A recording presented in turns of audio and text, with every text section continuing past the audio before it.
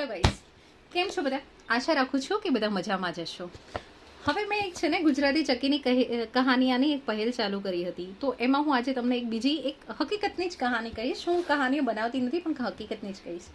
એક સમયે એક દાદા હોય છે અને જે એમની પૌત્રી હોય છે ને એને લઈ અને એક્ઝામ આપવા માટે એક મોટા સિટીમાં જાય છે.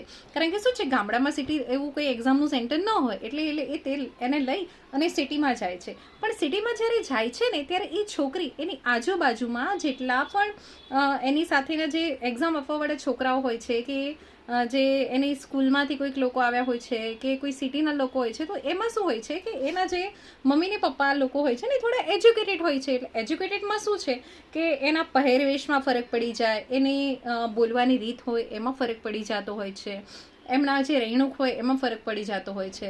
તો આ બિચારા દાદા હોય છે ને એક સાદી સિમ્પલ એક થેલી લઈને આવ્યા હોય છે હાથમાં, એક એવો જબ્બો પહેર્યો હોય છે વ્હાઈટ કલરનો અને લેગો પહેર્યો હોય છે.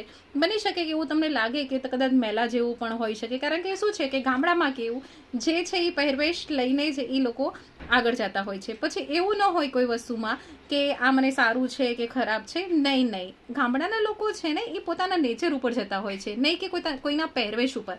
તો એ છોકરીને એ આજુબાજુનો જે એરિયા જોવે છે ને જે એને દેખાય છે ને, તો એને ખબર નહીં, એ બધું ભૂલી જાય છે કે આ મારા દાદા છે. અને એ એવી રીતે પોતાના દાદાની સાથે ટ્રીટ કરવા લાગે છે ને કે તમે છે ને બસ મને અહીંયા છોડી અને જતા રહો, હું હવે આગળ એક્ઝામ આપી દઈશ. તો 2 મિનિટ માટે એના દાદાને પણ ખબર પડે જ છે કે ખરેખર મારી જે લાડલી છોકરી છે ને, જેને હું આટલું ઉછેર્યું છું ને, એ એના મનમાં શું સમજે છે અત્યારે અને એ કઈ રીતે ગિલ્ટી ફીલ કરે છે. પણ દાદા હોય છે ને એ પોતાની છોકરીનું સારું જ ઈચ્છતા હોય છે. એટલે એ ક્યારેય એવું નથી કહેતા કે બેટા તું આ જે કરે છે ને એ ખોટું છે, આપણે જેવા હોય ને એવા જ દેખાવું જોઈએ. કોઈનો રૂપ જોઈ, કોઈનો રંગ વેશભૂષ વાસા જોઈ અને પછી આપણી અંદરની જે માણસાઈ છે ને એને આપણે ક્યારેય ખતમ ન કરવી જોઈએ. પણ આ તો શું છે કે સિટીમાં આવ્યા અને સિટીની શહેરની જે સંગત લાગે ને પછી એ ગામડાની વસ્તુ હોય છે ને એ બધું ભૂલી જવાય છે. પણ એ જ્યારે એ દાદા હોય છે ને એને એ દુઃખ તો થાય છે, પણ દાદા એ ગેટની બહાર આવી જાય છે. ગેટની બહાર આવી જાય છે ને ખૂણામાં રહી અને સામે પાડ ઊભી અને શાંતિથી જુએ છે કે મારી દીકરી છે એ ક્લાસરૂમ સુધી પહોંચી ગઈ છે કે નથી પહોંચી ગઈ. અને એ દાદા, તમે ધ્યાન રાખજો, એ દાદા ત્યાં સુધી બેસે છે કે જ્યાં સુધી એ છોકરીનો ત્યાંથી પેપર એટલે કે એક્ઝામ પૂરી નથી થઈને ત્યાં સુધી એ દાદા ખાધા પીધા વગર એક ગ્લાસ પાણી પી કે શેરડીનો રસ પી અને ત્યાં ને ત્યાં સામે એની સ્કૂલની સામું છે ને એ રાહ જોતા હોય છે.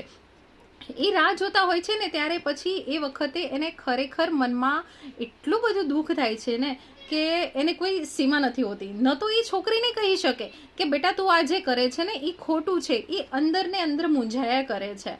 અને પછી એ આજુબાજુના જે લોકો જાતા હોય છે ને એમને જોઈ અને પછી એ વિચારે છે કે ખરેખર આજના આ જે આપણા જે નાના બાળકો છે ને એ લોકોને ખરેખર પહેલેથી જો એવા સંસ્કાર આપીએ ને કે આપણી જે સંસ્કૃતિ છે ને એ જ આપણી ખરી છે. આપણે કોઈને જોઈ અને જે આપણે જે પાશ્ચાત્ય સંસ્કૃતિ અપનાવી છે ને એને જોઈને પછી આપણે બધું એવું ન ગિલ્ટી ફીલ કરવી જોઈએ કે આપણે લોકો એનાથી પાછળ છીએ, એવું સમજવું જ ન જોઈએ ને.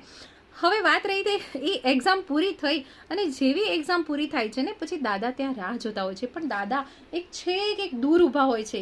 પણ જેવું એક્ઝામ પૂરી કરી અને છોકરી જ્યારે બહાર આવે છે ને ત્યારે એને અનુભવ એવો થાય છે ને કે નહીં, આ બધું હું જે અંદર જતી વખતે જે વિચારતી હતી ને કે આ બધાનું કેવું છે કે આ હું એક કેવા માહોલમાં આવી છું, પણ જેવી બહાર નીકળે છે ને ત્યારે એ એકલતા અનુભવે છે.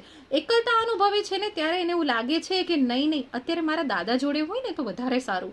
એ થોડીક આમ રડવા જેવી થઈ જાય છે અને રડતા રડતા આમ બાજુમાં એક ઊભી હોય છે, એક લારીની બાજુ ઊભી રહે છે અને જોવે છે કે કાશ મારા દાદા દેખાઈ જાય, કાશ મારા દાદા દેખાઈ જાય.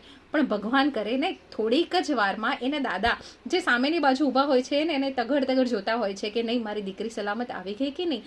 તો એ જેવી એની દીકરીને રડતા જોવે છે ને ફટા ફટાફટથી આજુબાજુ વાહન જોતાય નથી ને ફટાફટ દોડી અને દીકરીની બાજુમાં આવી જાય છે અને પૂછે છે, બેટા કેવું ગયું પરીક્ષા, તારું પેપર કેવું રહ્યું, બેટા તને ભૂખ લાગી છે, ચાલ આપણે આગળ જઈ અને થોડોક નાસ્તો કરી લે, બેટા તે પાણી પીધું, એ દાદા છે ને એની માટે એક પાણીની બોટલ પણ લઈ આવ્યો છે, લે બેટા તું પાણી પી લે. ત્યારે એ છોકરીની આંખમાંથી ટપ ટપ ટપ ટપ એક આંસુ વહેવા માંડે છે અને ત્યારે જ એની જે ભૂલ હોય છે ને એ રિયલાઇઝ થાય છે અને એ એક મહેસૂસ કરે છે કે ખરેખર તો સંબંધો છે ને એ આપણા લાગણીના હોય છે, નહીં કે કોઈ મોટા આપણે જે વાહનો જોઈ કે કોઈના પહેરવેશ જોઈ અને આપણે એવા આપણા લોકોને છે ને ક્યારેય દૂર ન કરવા જોઈએ. તો હંમેશ માટે છે ને આપણા ઘરમાં જે વડીલ હોય ને એની એક કદર કરતા શીખીએ. ઠીક છે, બાય.